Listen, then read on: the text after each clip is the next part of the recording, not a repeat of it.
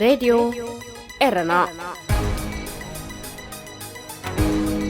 راديو إرنا معلتوي بأقوطاترا إرترا كابسعة 12 دهر قدر جميرو أب نايل سات 11.678 ميجا هرتز Polarization vertical كمون بحتصير معبل أب 25 متر باند يفنو راديو إرنا كاب كتما باريس محلالف بإرترايان غازيتينيا فاتسدالو ناتا راديو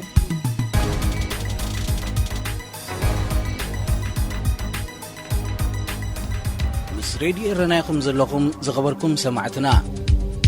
ازي صومناوي فتصاميتاتيو أبناي سنبت فتصاميتات መንግስቲ ኤርትራ ኣብ ልዕሊ ዜጋታቱ ዝፍጽሞ ዘሎ ግፍዕን ኢሰብኣዊ ተሓሓዛን ብዘይ ወላ ሓንቲ ለውጢ ከም ዘለዎ ይቕጽል ኣሎ ክብል ቆንስል ሰብኣዊ መሰላት ውድብ ሕቡራት ሃገራት ገሊጹ። እቲ ቆንስል ብዓርቢ 4 መጋቢት መበል 49 ስሩዕ ዋዕልኡ ኣብ ዘካየደሉ እዋን እዩ ንኩነታት ኤርትራን ስሪላንካን ብዝምልከት ዘትዩ። ፍሉይ ልኡኽ ቆንስል ሰብኣዊ መሰላት ኣብ ኤርትራ መሐመድ ዓብዱል ሰላም ባቢከር ኣብ ዘቕረቦ ኣፈናዊ ጸብጻብ መንግስቲ ኤርትራ ምእሳር ውልቀ ሰባት ብዘይክስን መስርሕ ፍርድን ምስዋር ንእሱራት ንሰብኣዊ ክብሪ ብዝትንክፋት ተሓዛ መቕጻዕ ዝርከቦም ግፍዕታት ብሰፊሑ የካይድ ከም ዘሎ ቃሊዑ። ንሱ ብተወሳኺ ገደብ ዘይብሉ ሃገራዊ ኣገልግሎት ሓደ ካብቲ ቀንዲ መሳርሒታት ምግሃስ መሰላት ኮይኑሎ ኢሉ። ግዱን ናይ ጉልበት ስራሕ ከቢድ መቕጻዕቲ ጾታዊ ዓመፅ ዝኣመሰሉ ገበናት ኣብ ትሕቲ ሃገራዊ ኣገልግሎት ተጠርኒፎም ኣብ ልዕሊ ዝርከቡ መንእስያት ዝውትር ምዃኑ ብርሂቡ። ቆንስል ሰብኣዊ መሰላት ኣብ ልዕሊ መንግስቲ ኤርትራ ጸቕጢ ክገብር ኣብ ኤርትራ ግቡእ መስርሕ ፍርዲ ክካየድን ስርዓተ ሕጊ ክሰፍንን ከኣ ብፍላይ ኣብ ልዕሊ ሚኒስትሪ ፍትሒ ኤርትራ ዘተኮረ ጸቕጥታት ክግበር ጸዊዑ። መንግስቲ ኤርትራ ከም ወትሩ ንኹሉ እቲ ዝቐረበ ጸብጻብ ፖለቲካዊ ድፍኢት ኣለዎ ብምባል ከም ዘይቅበሎ ብመገዲ ወኪሉ ቢሉ ኣብቲ ዋዕላ ኣፍሊጡ።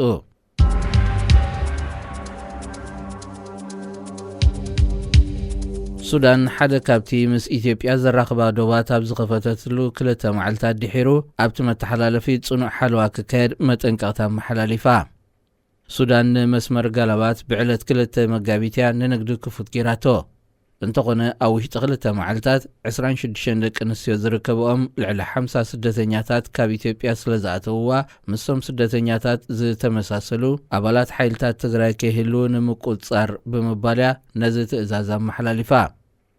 ብመሰረት መንግስታውያን ማዕከናት ዜና ሱዳን ዝህብኦ ዘለዋ ሓበሬታ መስመር ጋላባት ምስ ተኸፍተ ህዝብን ናይ ንግዲ ቁሑን ክመሓላለፍ ምስ ምጅማሩ ካብ ኣኽሱም ዝተበገሱ ምዃኖም ዝተገልጹ ስደተኛታት ብብዝሒ ክሰግሩ ከም ዝጀመሩ ኣመልኪተን።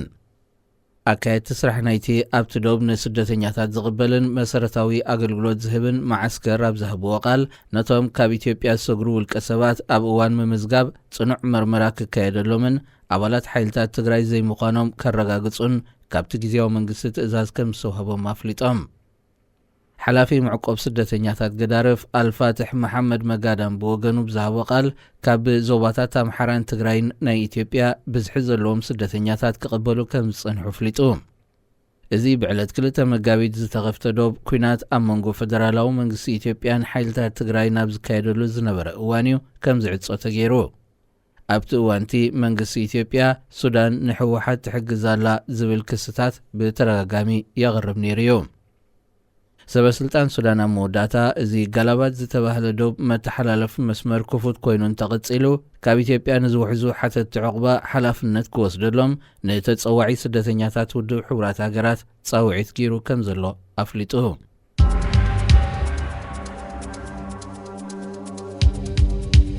ወታደራዊ ቆንስል ሱዳን ሩስያ ኣብ ቀይሕ ባሕሪ ማዓስከር ክትከፍት ተቃውሞ ከም ዘይብሉ ምግላጹ ኣብ ሰበስልጣን ኣሜሪካ ቁጥዐ ፈጢሩ።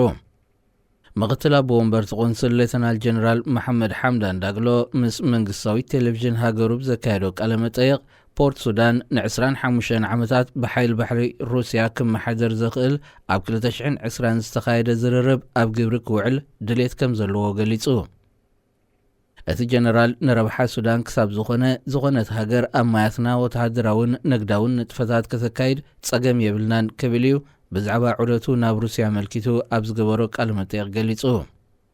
ኣዛዚ ናይቲ ኣብ ጅቡቲ ዝርከብ ወተሃደራዊ ማዓስከር ኣሜሪካ ሜጀር ጀነራል ዊልያም ዛና ነዚ ብዝምልከት ኣብ ዝሃብዎ ምላሽ ካብ ህላወ ሰራዊት ሩስያ ዝርከብ እወታዊ ረብሓ ኣብ ታሪኻ ይረኣናን ስለዚ ከዓ ምህናፅ ሓይሊ ባሕሪ ሩስያ ብማያት ሱዳን የስግኣናዩ ብምባል ንውሳኔ ወተሃደራዊ ቆንስል ሱዳን ነቒፉ።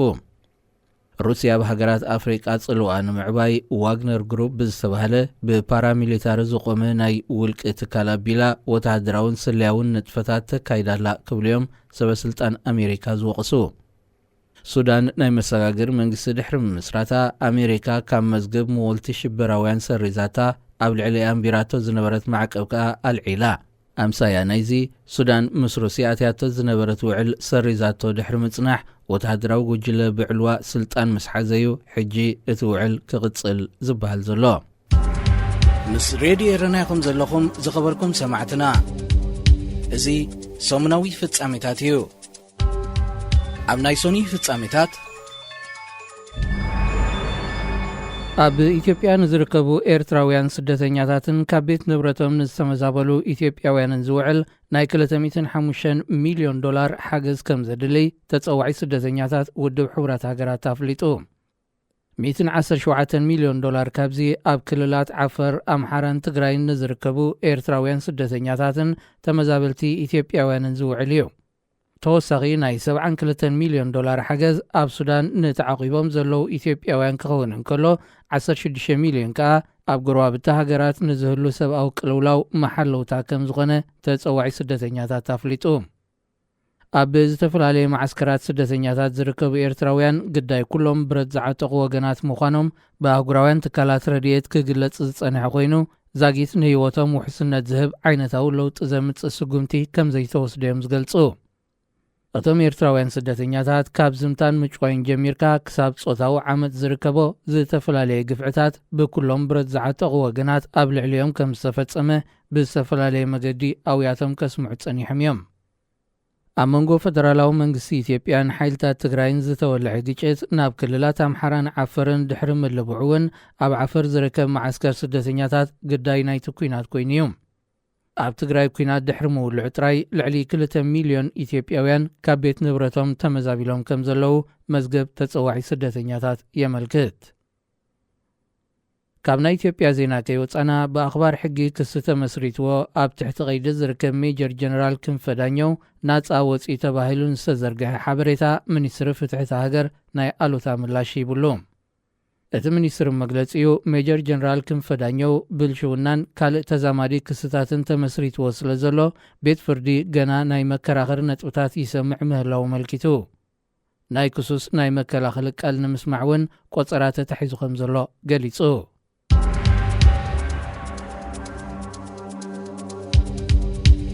ንምብራቃዊ ሊብያ ዘመሓድር ዘሎ መንግስቲ ቀዳማይ ሚኒስተር ከም ዝመረጸ ዘፍለጠሉ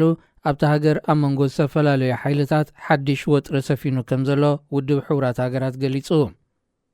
ወኪልቲ ውድብ ኣብ ሊብያ ስቴፋኒ ዊልያምስ ብ5 መጋቢት ኣብ ዝሃበቶ መግለጺ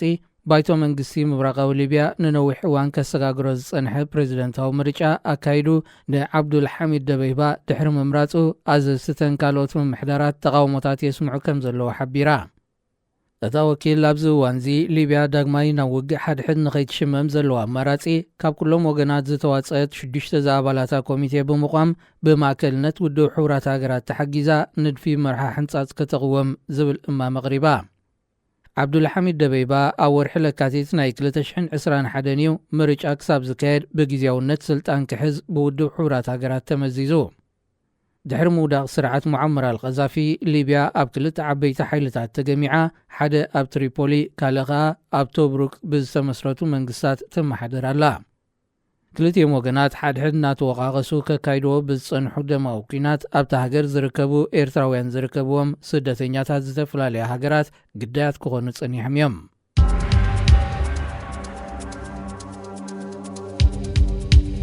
ኣብ የመን ክልተ ኣባላት ሓካይም ብዘይዶብ መንነቶም ብዘይተፈልጡ ዕጡቃት ከም ዝተጨዊ ተገሊጹ።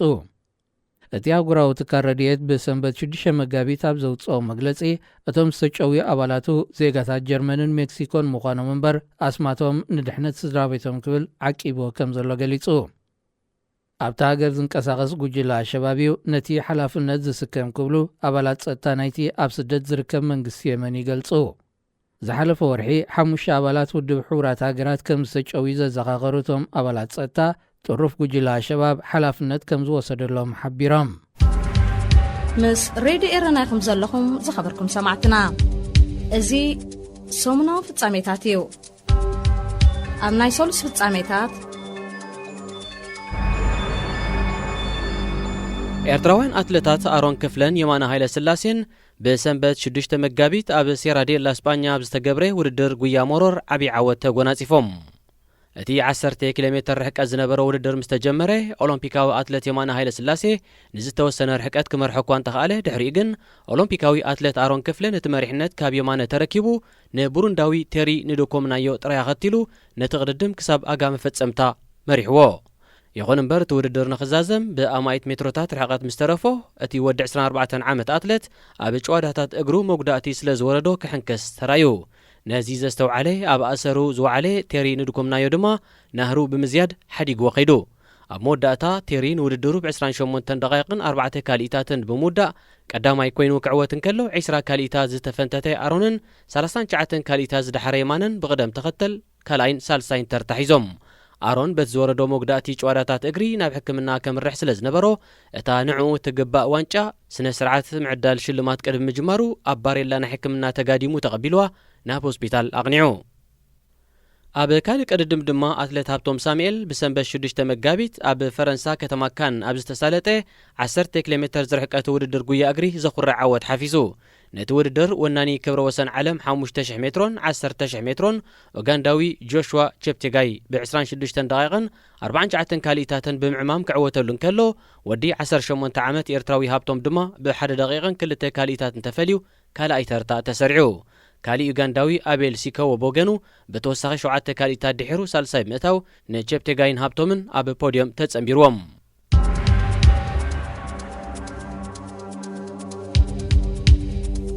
መንገዲ ኣየር ስዑድ ዓረብ ናብ ሜክሲኮ ንምጓዓዝ ብስፔን ንኽትሓልፍ ናይ መሰጋገሪ ቪዛ የብልካን ብምባል ካብ ጉዕዝኡ ንዝመለሶ ኤርትራዊ 11,000 ሪያል ክኽሕስ ቤት ፍርዲ ሃገር ከም ዝወሰነ ሳውዲ ጋዜጣ ሓቢራ።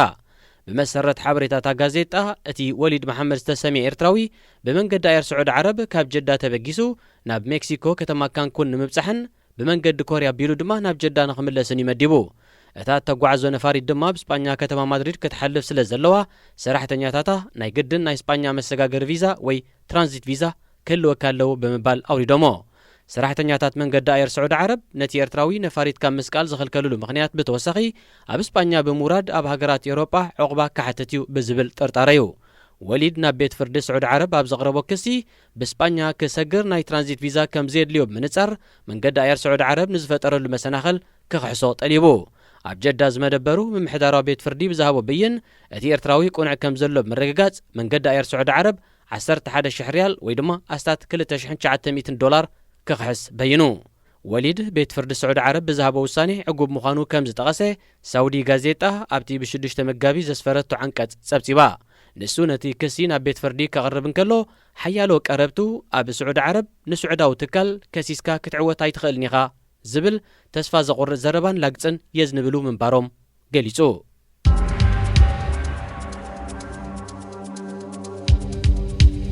ኣብ ተመሳሳሊ ዜና ኣብ ዩጋንዳ ናይ ጉዕዞ ሰነድ ሰኒዕኪ ብምባል ንሓንቲ ኤርትራዊ ስደተኛ ኣብ ማዕርፎ ነፈርቲ ኢንተቤ ካብ መገሻ ዝዓገቱ 3 ሰራሕተኛታት ክፍሊ ኢሚግሬሽን ተሃገር ብብልሽውና ተኸሲሶም ኣብ ቀይዲ ከም ዝኣተዉ ማዕከናት ዜና ካብ ካምፓላ ሓቢረን። እቶም ሰራሕተኛታት ኢሚግሬሽን ነታ ኤርትራዊት ካብ ቤት ጽሕፈት ቀዳማይ ሚኒስትር ንዝተዋህባ ናይ ይሕለፍ ፍቓድ ዝተሰንዐዩ ብምባል ካብ መገሻ ብምኽልካል ነፋሪት ክትሓድጋ ብምግባሮም ናይ ልዕሊ $800 ክሳራ ከም ዘስዓቡላ ተጠቒሱ። ሰራሕተኛታት ኢሚግሬሽን ዩጋንዳ ኤርትራውያን ንዝርከቦም ስደተኛታትን በጻሕቲ ሃገርን ዝተሰንዐ ሰነዳት ጉዕዞ ከይከውን ብዝብል ምስምስ ናይ ጉዕዞ ምስንኻል ብምፍጣር ግቦ ከም ዝሓቱ እዩ ዝግለጽ። እዞም ክልተ ደቂ ኣንስትዮን ሓደ ወድን ዝኾኑ ኣባላት ክፍሊ ኢሚግሬሽን ዩጋንዳ ብተመሳሳሊ ጉዳይ ተጠርጢሮም እዮም ብ3 መጋቢት ኣብ ቀይዲ ኣትዮም። ኣዱ ምቁፅጻር ብልሽውና ነዞም ጥርጥራት ክሕዞም ዝኽኣለ መንነቶም ዘይጠቐሶም ወገናት ብዛዕባ ተፈጻሚ ሓበሬታ ስለ ዘቕረቡሉ ምዃኑ መርበብ ሓበሬታ ዴይሊ ሞኒተር ኣገንዚቡ። ዳይሬክተር ክፍሊ ዜግነትን ኢሚግሬሽንን ዩጋንዳ ሜጀር ጀነራል አፖሎ ካስቲታጎዋ ነታ ስማ ዘይተጠቕሰት ኤርትራዊት ይቕሬታ ብምሕታት ናይ ጉዕዞ ሰነድ ከም ዘዳለውላ መደበር ቴሌቪዥን ዩጋንዳ ቦገና ጸብጺባ ሬድዮ ኤረና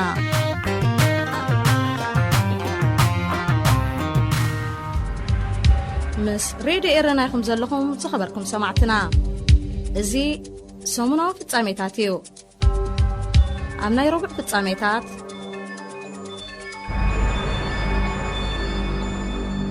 ኣህጉራዊ መዓልቲ ደቂ ኣንስትዮ ትማሊ 8 መጋቢት ብደረጃ ዓለም ተዘኪሩ ውዒሉ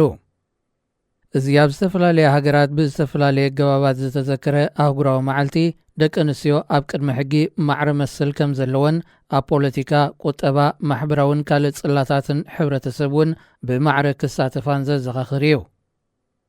ብዘይካዚ ደቂ ተባዕትዮ ኣብ ልዕሊ ደቂ ኣንስትዮ ዝፍጽምዎ ዓመፅ ይኹን ሕብረተሰብ ኣብ ልዕሊአን ዝፍጽሞ ከም ምኽንሻብ ዝኣመሰለ ጎዳኢ ልምድታትን ካልእ ዘቤታዊ ዓመፅን ሓደ ካብ ቀንዲ ምግሃስ መሰላት ደቂ ኣንስትዮ ምዃኑ ኣብ ዝጋጣሚ ብሰፊሑ ተዘሪቡሉ ኣብ ዝተፈላለየ ሃገራት ዝርከቡ ኤርትራውያን እውን ን8 መጋቢት ኣህጉራዊ መዓልቲ ደቂ ኣንስትዮ ብዝተፈላለየ ገባብ ዘኪሮማ ውዒሎም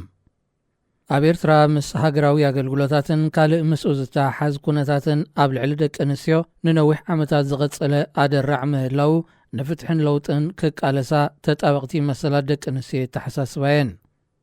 ኣብ ኤርትራ ኣዝዮም ብዙሓት ደቂ ኣንስትዮ ብሰንኪ ፖለቲካ እምነትን ካልእ ዝተፈላለዩ ምኽንያታትን ብዘይ ዝኾነ ሕጋዊ ክስን ፍርድን ኣብ ኣብያተ ማእሰርቲ ይሳቐያ ከም ዘለዋን ክሳብ ሞት ዝበጽሕ ግፍዕታት ከም ዝወርደንን ይፍለጥ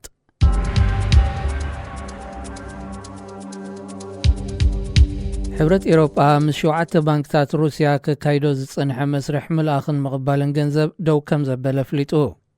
እቲ ሕብረት ኣብ ዝሓለፈ ሰሙን ብዝወሰዶ ስጉምቲ መሰረት ብውሕዱ ምስ 7 ባንክታት ሩስያ ዝነበረ ናይ ገንዘብ ምስግጋር መስርሕ ደው ከም ዘብል እኳ እንተወሰነ ምስ መሸጣ ነዳድን ጋዝን ምትእስሳር ኣለወን ዝበለን ባንክታት ሃገር ግና ካብዚ እገዳዚ ንሒፍዎን ኣሎ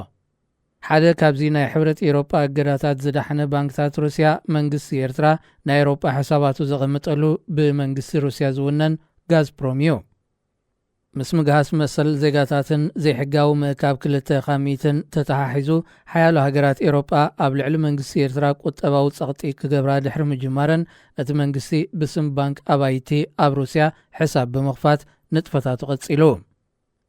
ብፍላይቶም ኣብ ኤርትራ ካብ መንግስቲ መንበር ኣባይቲ ክገዙ ብመገዲ ኤምባሲታት ዝተመዝገቡ ሓደስትን ጉዳዮም ኣብ መስርሕ ዝጸንሐን ዝተረፎም ውህሉል ገንዘብ ብቐጥታ ናብቲ ኣብ ሩስያ ዝርከብ ባንክ ጋዝፕሮም ከሰጋግርዎ እዩ ክሕበሮም ጸኒሑ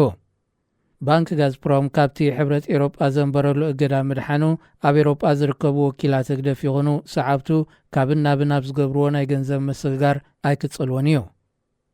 ሩስያ ንዩክሬን ድሕሪ ምውራራ ሕብረት ኤሮጳን ኣሜሪካን ኣብ ልዕሊኣ ዝተፈላለየ እገዳታት ኣንቢረን ምህላወን ይፍለጥ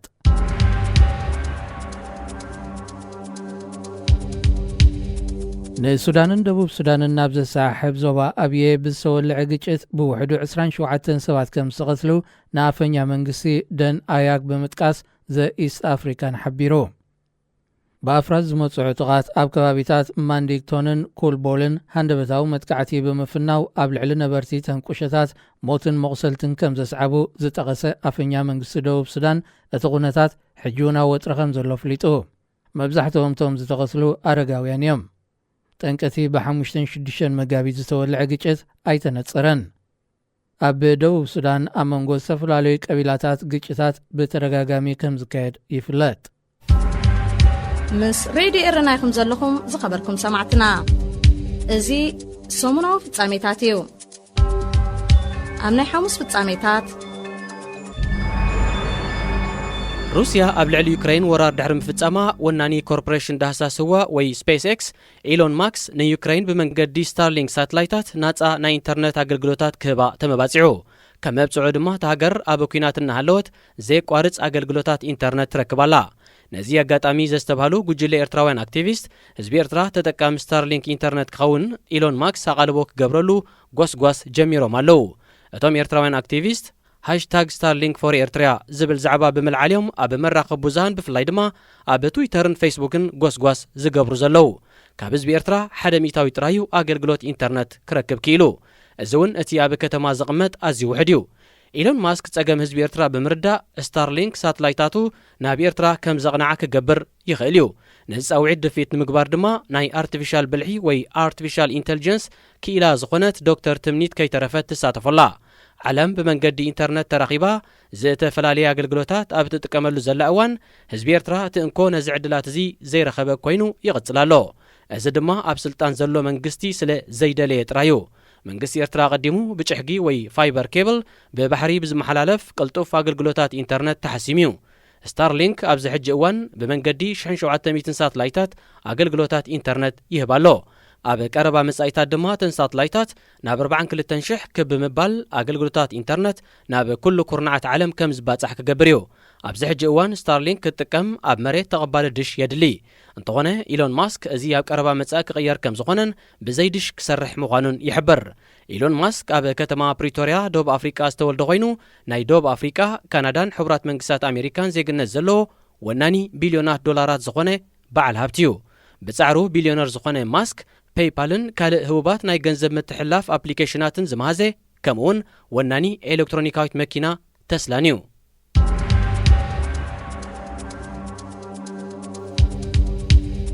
ላዕለዋይ ወተሃደራዊ ኣዛዝን ወዱን ፕረዚደንት ዩጋንዳን ሌተናንት ጀነራል ሙሆዚ ካይነሩጉባ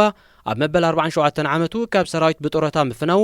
ኣብ 2026 ኣብ ዝካየድ ፕረዚደንታዊ ምርጫት ሃገር ነብኡ ብምትካእ ስልጣን ንኽርከብ ዝግበር ዘሎ ምድላዋት ምዃኑ መርበባት ዜና ካብ ካምፓላ ገሊጸን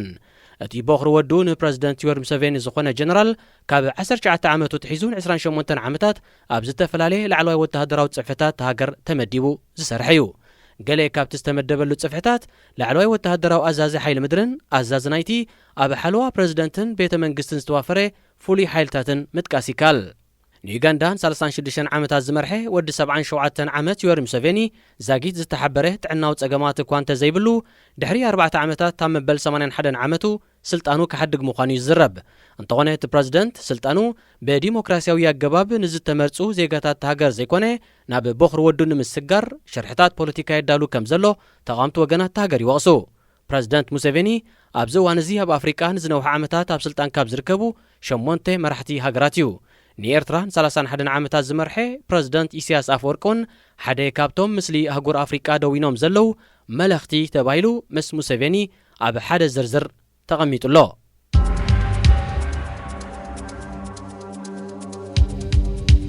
استراتيجيوي ገማግም ተቆጻጺሮም ዝርከቡ ሓይልታት ሕቲ ንግዳዊ መራኸብ ናብ ዝመላለሳሉ ኣህጉራዊ ክልማይ ቀይሕ ባሕሪ ሚሳይል ከም ዝተኮሱ ሰበስልጣን ኣሜሪካ ወቂሶም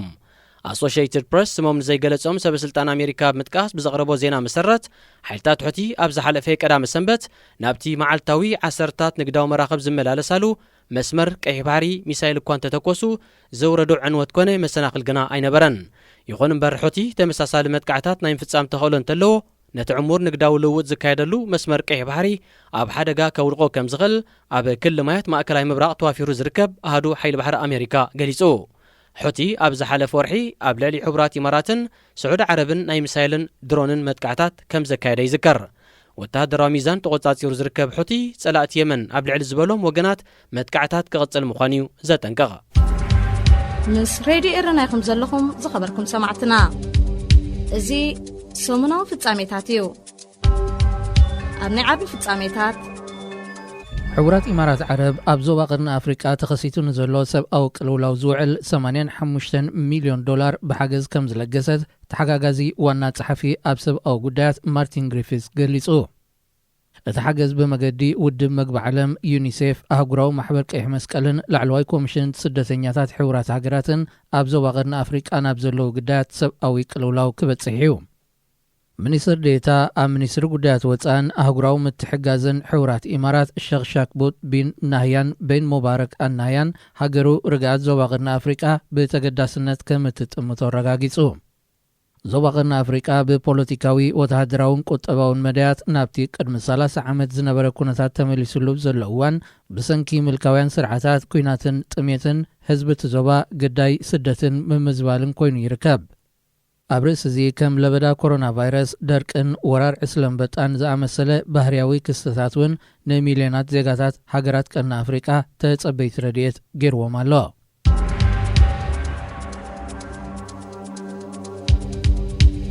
ቁጠባው ቅልውላውን ዝቕባበ ባጤራን ዝፈጠሮ ናህሪ ዋጋታት መሰረታዊ ሃለኽቲ ነገራት ኢትዮጵያ ካብ ዕለት ናብ ዕለት ይሕንበብ ኣብ ዘለወሉ እዋን 5 ሊትሮ ናይ ምግቢ ዘይቲ ንእትሕዝ ጃሎን ብልዕሊ 1,000 ብር ትሽየጥ ምህላዋ መርበባት ዜና ካብ ኣዲስ ኣበባ ሓቢረን። ዋጋ ዘይቲ ኣብ ሓደ ሰሙን ናይ ልዕሊ 400 ተወሳኺ ከም ዝገበረ ዝሓበራተን መርበባት ኣብ ዝሓለፈ ሳልስቲ ኣብ ከተማ ኣዲስ ኣበባ ካብ ዕዳጋታት ጠቕሊሉ ከም ዝጠፍአ መልኪተን። መንግስቲ ኢትዮጵያ ነዚ ዋጋ ንመረጋጋእ ናይ 40 ሚልዮን ብር ናይ ምግቢ ዘይቲ ዓዲጉ ናብቲ ሃገር ንምእታዊ ይሰርሕ ከም ዘሎ ኣብ ሳልስቲ ዝገሊጽ እዩ። ኣብ ኩናት ሓድሕድ ተሸሚሙ ዝርከብ መንግስቲ ኢትዮጵያ መሰረታዊ ዕዳጋታት ሃገር ንመረጋጋእ ይሰርሕ ከም ዘሎ ብተደጋጋሚ ይጠቅስ። ቁጠባ ኢትዮጵያ ካብ ዝሓለፈ ዓመታት ሒዙ ብናህሪ ንታሕቲ ክንቆት እንከሎ ዝቕባበብ ባጤራ ብር ድማ ልዕሊ 33% ከም ዝበጽሐ ፋይናንሳዊ ጸብጻባት የመልክት። እዚ ከምዚ ኢሉ እንከሎ ኣዲስ ኣበባ ንዘሎ ዋሕዲ መሰረታዊ ምግብታት ንምፍታሕ ተባሂሉ ቅድሚ 2 ዓመታት ዝቆመ ትካል ሕብስቲ ሸገር ብሰንኪ ዘይመረጋጋእ ዋጋታት ንልዕሊ 1 ወርሒ ካብ ስርሑ ደው ኢሉ ከም ዝጸንሐ ዘሪፖርተር ካብታ ከተማ ኣፍሊጡ። ብመሰረት ሓበሬታ እቲ መዓልታዊ ኣሳት 2 ሚልዮን ባኒ ከፍርዩ ተባሂሉ ኣብ እዋን መመረቕቱ ብመንግስቲ ዓብዪ ምውዕዋዕ ዝተገብረሉ ትካል ካብ 800,000 ባኒ ንላዕሊ ከፍሪ ይጸንሐን። ንሓንቲ ባኒ ብ1 ብርን 20 ሳንቲምን ክሸይጥ ዝጸንሐ ዝትካል ብሰንኪ ዘይምርግጋእ ዋጋታት ተዓጽዩ ድሕሪ ምጽናሕ ዋጋ ሓንቲ ባኒ ብዕጽፊ ብምዝያድ ዳግም ጀሚሩ ምህላው እቲ ሓበሬታ ብተወሳኺ ኣነጺሩ።